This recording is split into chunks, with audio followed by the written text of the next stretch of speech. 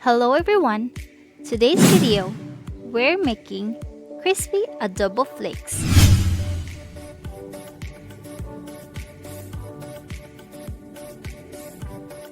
You're watching Cooking Amateur.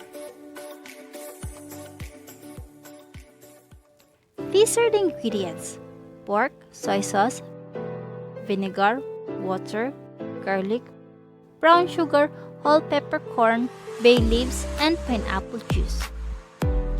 In a pan, put a little bit of cooking oil.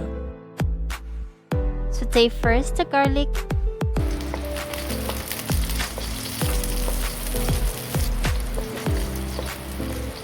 next is the pork.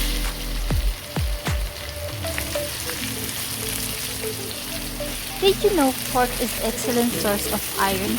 The heme iron found in the red meat is absorbed very easily by the human digestive system. Put 3 tablespoons of soy sauce and vinegar. Mix it well.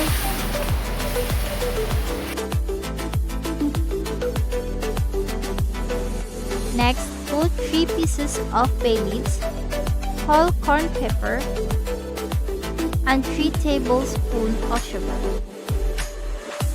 Mix it well.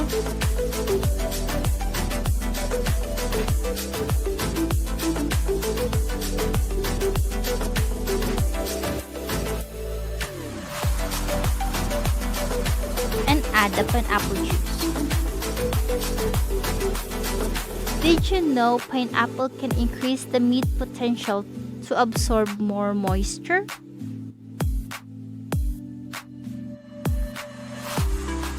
Mix it all together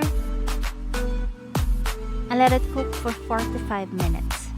Once the meat becomes tender, remove the meat from the pan and let it cool.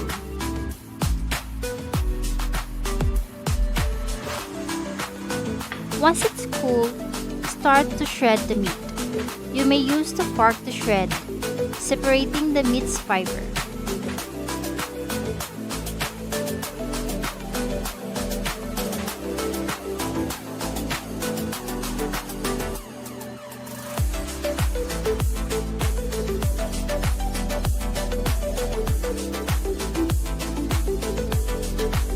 Strain the adobo sauce in a separate container.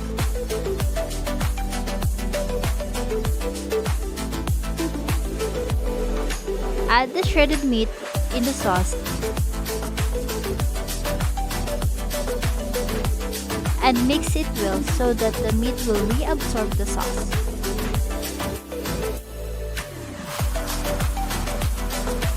Cover it and put it in the refrigerator for 4 to 5 hours or overnight.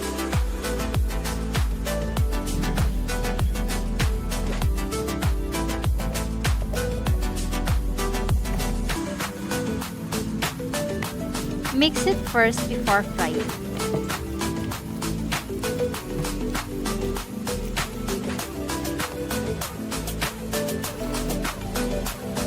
In a hot pot, put the adobo gradually and let it cook until it becomes dark brown.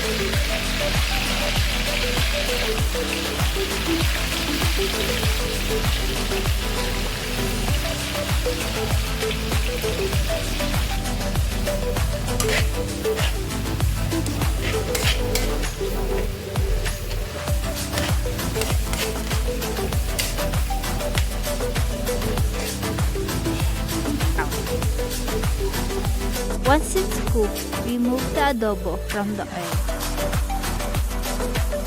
Use a strainer to remove some excess oil.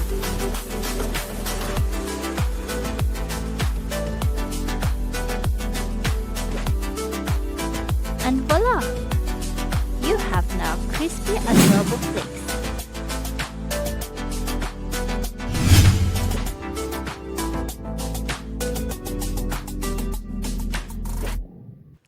Thank you for watching.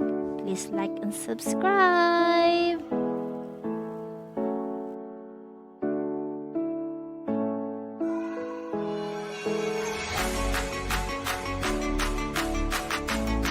On next week's video, we're making beef stir fry with broccoli.